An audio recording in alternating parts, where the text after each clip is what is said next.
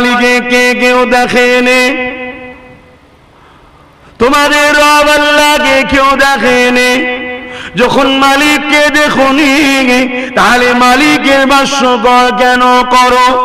মালিককে যখন দেখোনি মালিকের ডিজাইন তুমি কি করে জানলে কেমন দেখতে? তোমাদের রব মালিক হলো একজন, তিনি আল্লাহ।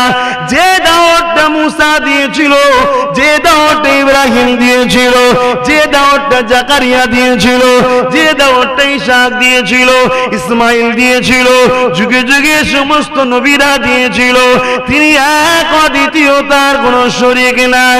এই যুবকেরা মক্কা জমিনে তখন মুশরিকরা জিজ্ঞাসা করলো, হে মুহাম্মদ, তুমি যে তোমার অনুসারীদেরকে শোনাচ্ছ মালিক একজন আল্লাহ, তিনি কে? কে আল্লাহ? সঙ্গে সঙ্গে আয়াত নাযিল হয়ে গেল, কুল হুয়াল্লাহু আহাদ, আল্লাহ সে যিনি এক, আল্লাহুস সামাদ, আল্লাহ তিনি যিনি কারো মুখাপেক্ষী নাই, লাম ইয়ালিদ ওয়া লাম ইউলাদ, আল্লাহ তিনি মালিক, তিনি যিনার স্ত্রী ছেলে বলে বাপ মা কেউ নাই, কারো থেকে জন্ম নাই, তিনার থেকে কেউ জন্ম নাই, ওয়া লাম ইয়াকুল লাহু কুফুয়ান আহাদ, তিনি এক অদ্বিতীয়, তিনার সমকক্ষ কেউ নাই। এইভাবে নবী শোনাচ্ছে। খবরদার মাকে কষ্ট দেবে না। যখন বলছে ছেলেরা মাকে হত্যা করতো তখনকার কথা, খবরদার নারীগুলোকে মেরে দিও না, বাজারে বিক্রি করো না, কেননা মহাসৃষ্টা পুরুষ বানায় নারী বানায়, দুজনের স্বামী স্ত্রী সংসারের মাধ্যমে এমন করে দুনিয়ার জমিনে মানুষ জাতির বিকাশ ঘটাবে। এই কথা শুনে শুনে তামাম পৃথিবী থেকে যারা এসেছিল তাদের দিলের মধ্যে সত্যের একটা দাগ কেটে যায়। মানে না কেউ দূর থেকে শুনেছে, দাগটা কিন্তু কেটে গেছে, চলে গেছে যে যার গ্রামে, যে যার দেশে।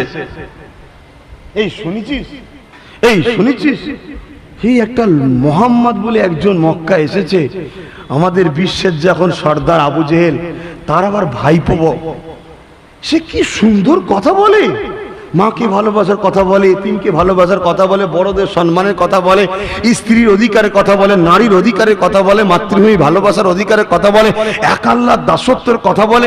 এইভাবে সব গুনগুন গুনগুন গুনগুন গুনগুন করে সারা ওয়ার্ল্ডে সব নবীর মেসেজ যাচ্ছে। জোরে বলি কথা শুনছেন?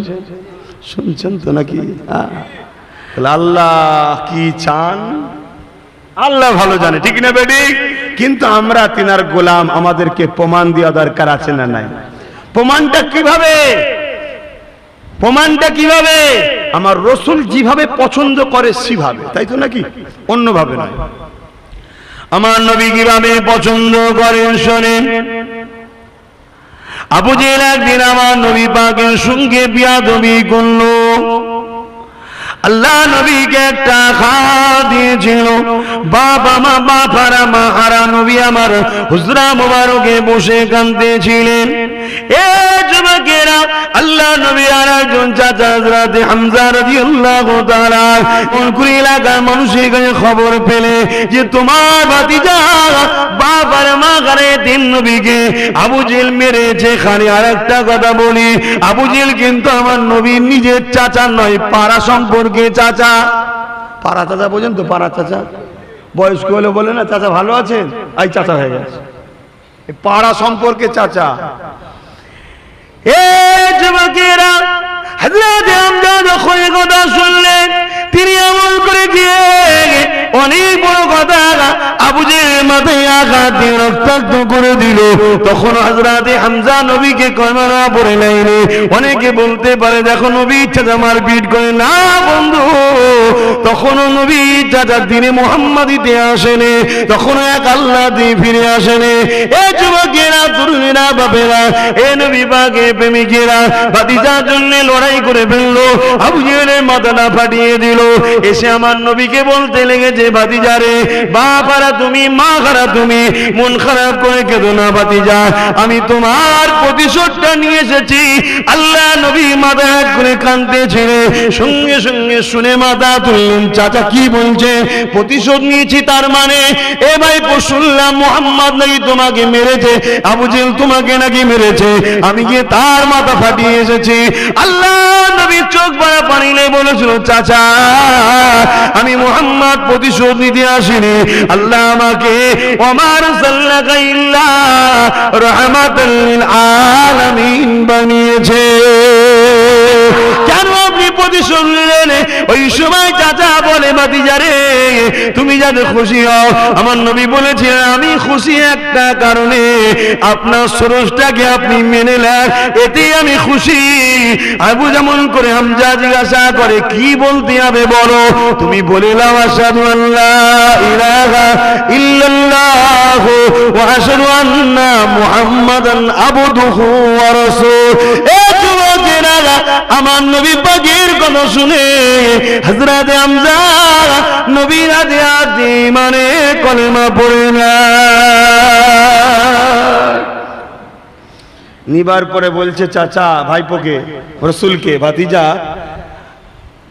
আমাদের সবার লক্ষ্য একটা প্রতিশোধ নেওয়া, আর তোমার লক্ষ্য একটা প্রেম দেওয়া। জোরে বলুন সুবহানাল্লাহ।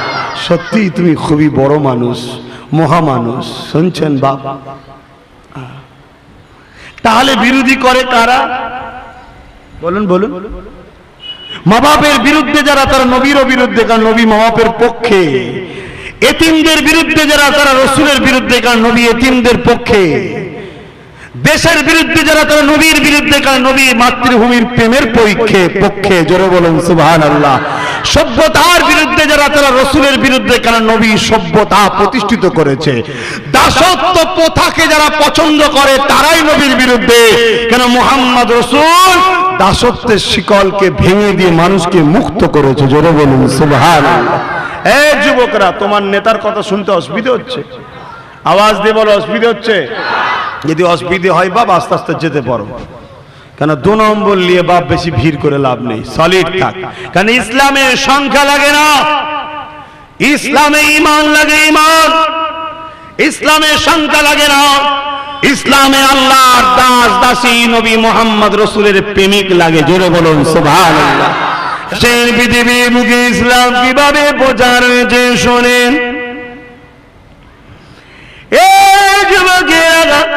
আল্লাহ নবী একদিন একটা গাছতলাতে প্রচন্ড গরমের সময় দিনের বেলায় নবী আমার একটু আরামের জন্য জমিনে পিঠটা দিয়ে শুয়ে আছে।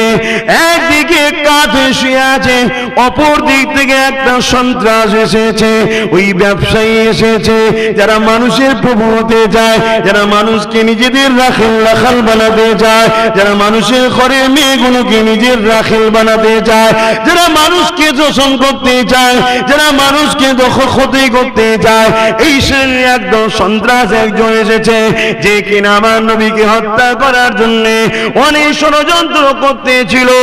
আজ আমার নবীকে একা দেখতে পেয়ে এবং অন্যদিকে মুখ করে ঘুমিয়ে আছে দেখতে পেয়ে এই যুবকেরা তরোয়ালটা তুলে বলতে লেগেছে, এ মুহাম্মদ তোমাকে বাঁচাবে কে বলো? আল্লাহ নবী সেই দিক থেকে কাঠটা খুঁড়ে নবী আমার যখন উপর দিকে মুখটা তুলেছে, দেখছে তরোয়ালকে এইভাবে তুলে রেখেছে।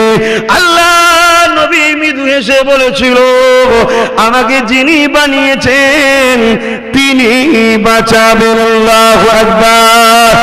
আরো জোরে বলুন আল্লাহু আকবার। এ যুবকেরা, তরুণেরা, এ নবী পাকের প্রেমিকেরা, সঙ্গে সঙ্গে বাজুতে তার একটা আঘাত লাগলো গায়েবী ভাবে, তরোয়ালটা জমিনে পড়ে গেল। এই আঘাতটা কার পক্ষ থেকে? আল্লাহর পক্ষ থেকে। তামাম কায়নাতের পাওয়ার একমাত্র কার? কার? জোরে বলেন, আরো জোরে বলেন।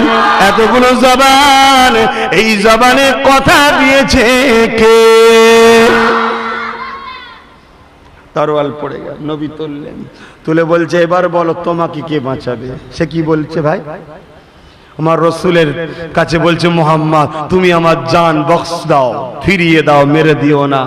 আল্লাহ নবী বলছেন হাই হাই হাই হাই, এটাই মুহাম্মদ বুঝাচ্ছে যে আমি তোর জান দিবারও নয় লিবারও নয়, দিবার লিবার মালিক একজন, তার দাসত্ব শিক্ষা দিচ্ছি। জোরে বলুন সুবহানাল্লাহ।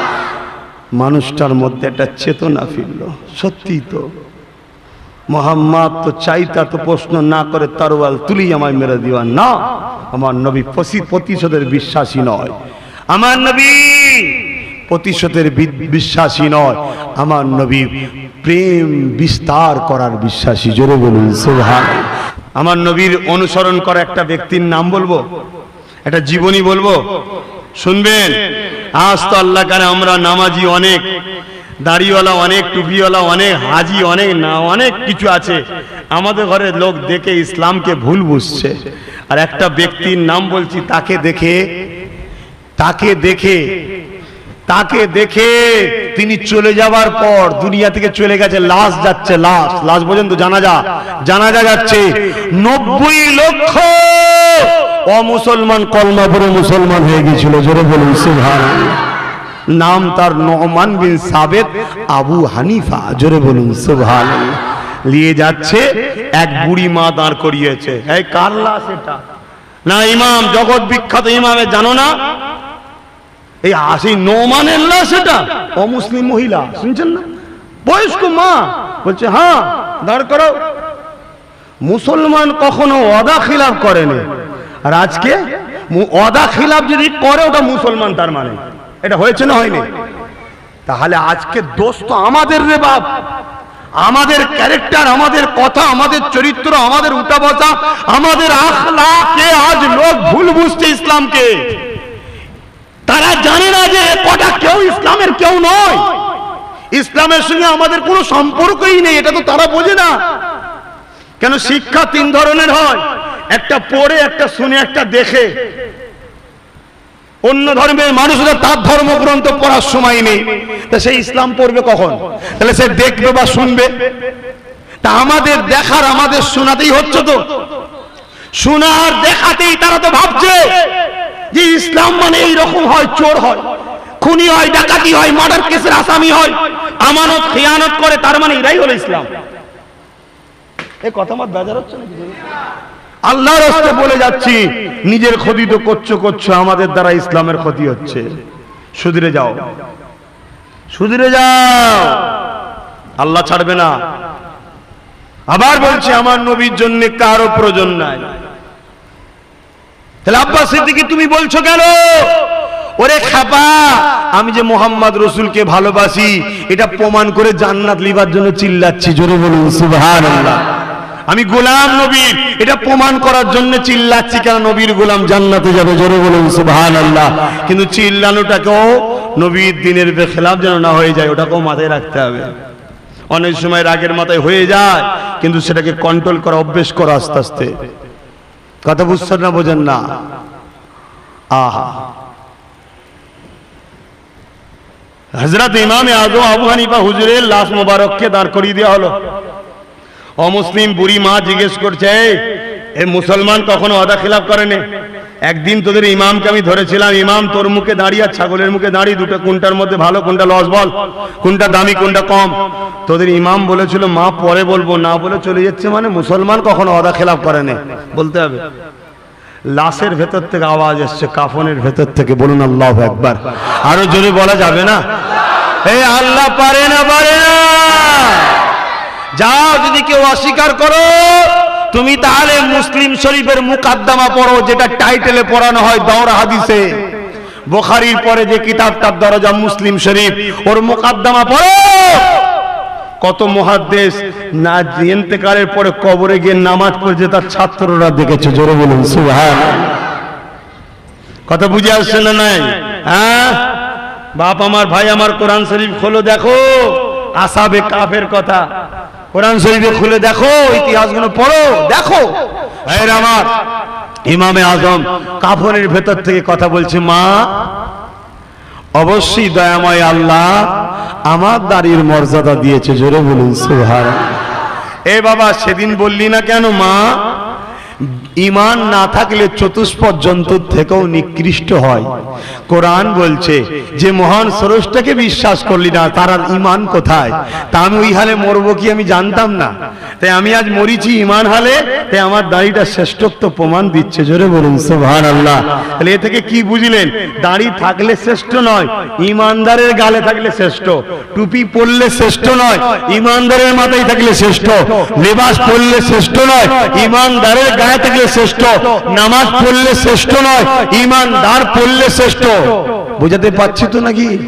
আমার যুবকরা আল্লাহর রাস্তে বোঝো, আল্লাহর রাস্তে বোঝো। আমার নবী পাকের একটা যুবক উম্মতের কথা বলবো, বলে দিয়ে চলে যাব দোয়াতে দোয়া নিয়ে। ওই যুবকটার নাম হযরত আব্দুল্লাহ, বয়স তার 18 বছর বয়স, একেবারে টকবকে খুন।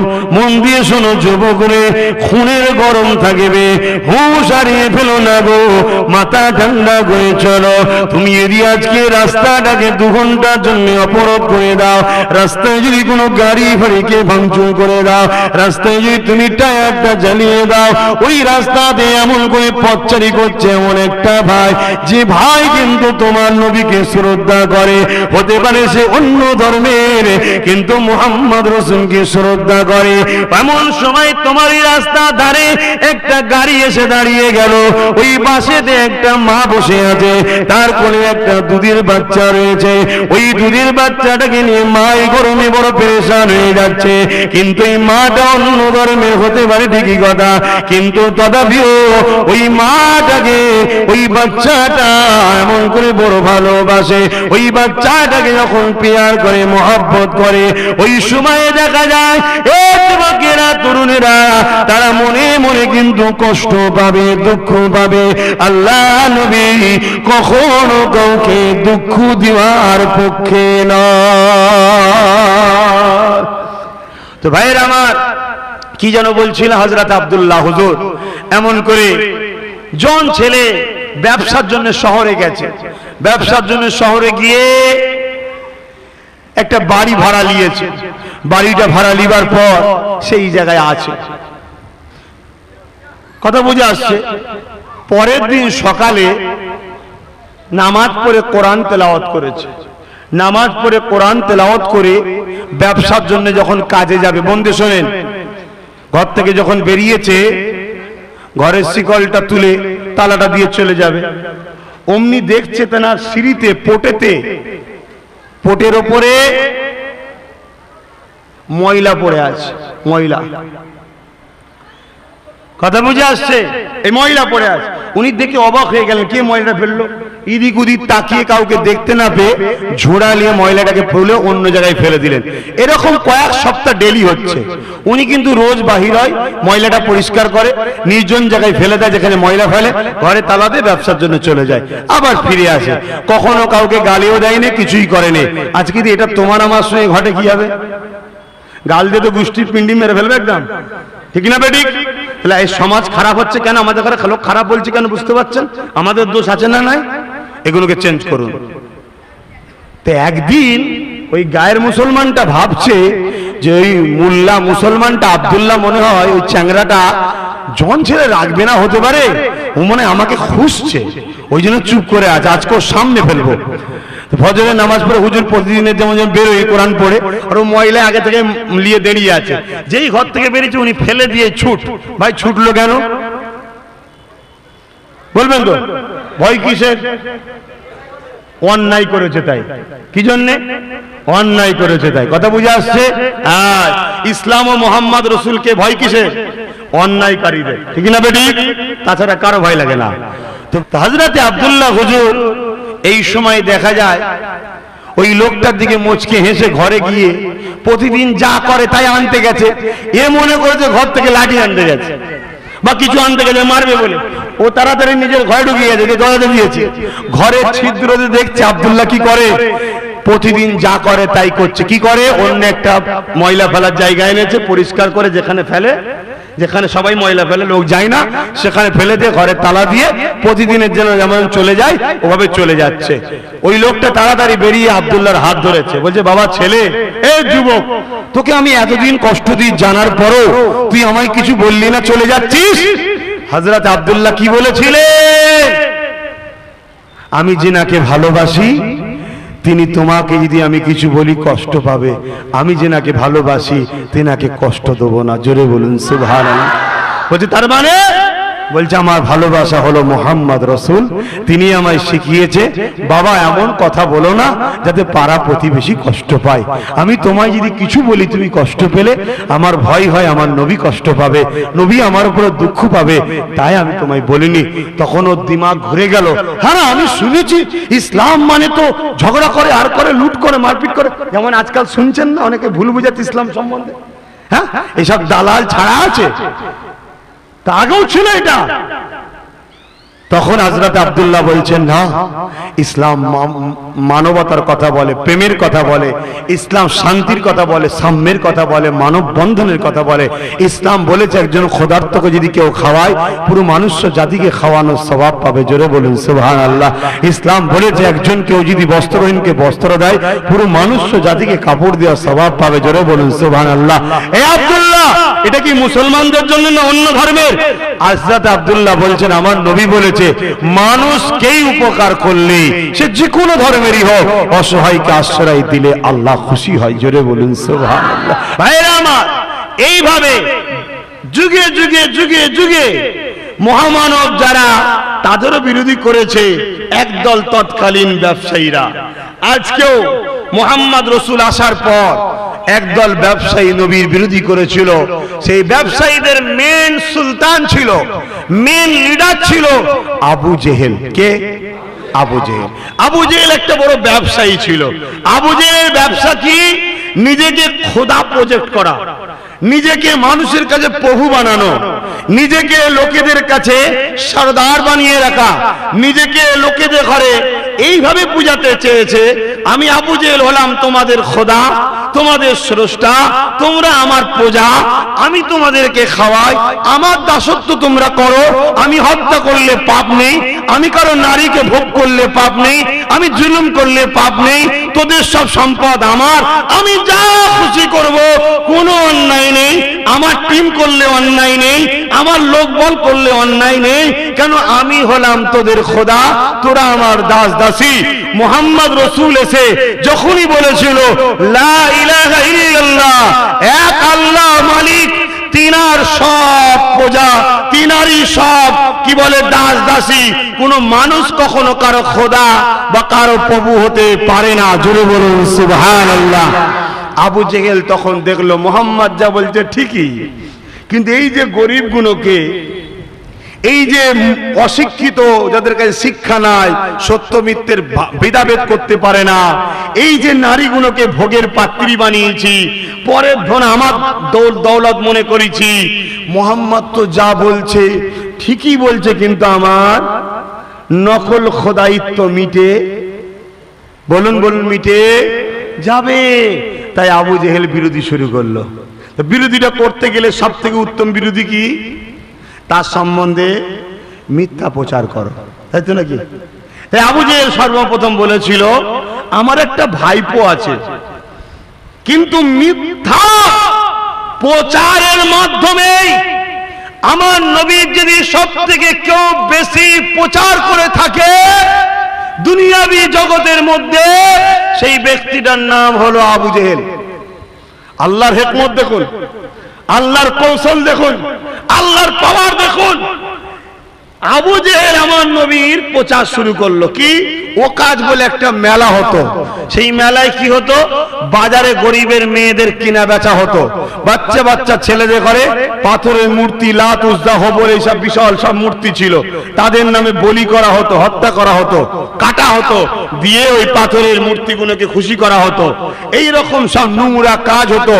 তখন আবু জেহেল দেখলো এই মেলায় যারা আসবে তারা যদি মুহাম্মাদের কাছে চলে যায়, মুহাম্মদ তো যা বলছে ঠিকই, যে বিনা খুঁটিতে আসমান যিনি রেখেছে তার দাসত্ব করো, মুহাম্মাদের নয়। সূর্য যার ইশারায় ওঠে তার দাসত্ব করো, মুহাম্মাদের নয়। চাঁদ যার ইশারায় ওঠে তার দাসত্ব করো, মুহাম্মাদের নয়। মায়ের পেটে যিনি সন্তান দেয় তার দাসত্ব করো, মুহাম্মাদের নয়। নিঃশ্বাস যিনার হুকুমে চলছে, কার্বন ডাই অক্সাইড বেরোচ্ছে, যার ইশারায় হয় সেই মালিকের দাসত্ব করো, মুহাম্মাদের নয়। মুহাম্মদ বলছে কি, বড় লোক গরিব লোক তোমাদের মানুষের বিভাজন নেই, ফর্সা কালো বিভাজন নয়, তোমরা সবাই এক প্রভুর দাস দাসী, তোমরা মিলেমিশে ভ্রাতৃত্বের সাথে থাকো।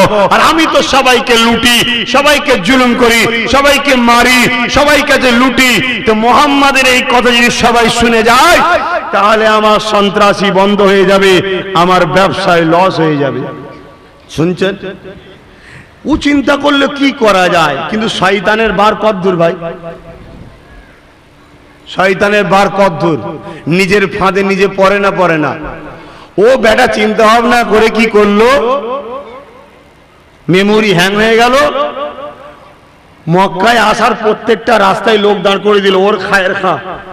আর সবাইকে ধরে ধরে বলছে, খবরদার, ওই আমাদের সর্দার আবু জেহেল বলে দিয়েছে, ওই যে একটা মোহাম্মদ বলে একজন আমাদের পরিবারে এসেছে, ও নবী দাবি করেছে, আল্লাহ নাকি ওকে আখেরি নবী করেছে, মেসেঞ্জার করেছে, আওতার করেছে, ধর্মের পানি নাকি প্রচার করতে এসেছে, তোমরা খবরদার ওর কাছে যাবে না, আমাদের সর্দার জানিয়ে দিয়েছে।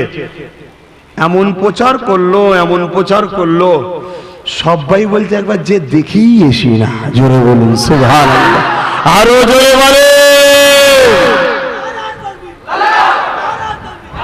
আল্লাহ নবী মদিনা, আল্লাহ নবী মক্কায় নিজে হুজরা মুবারকে বসে আছে, লোকেদের ঘরে নিয়ে পুরো ভিড়।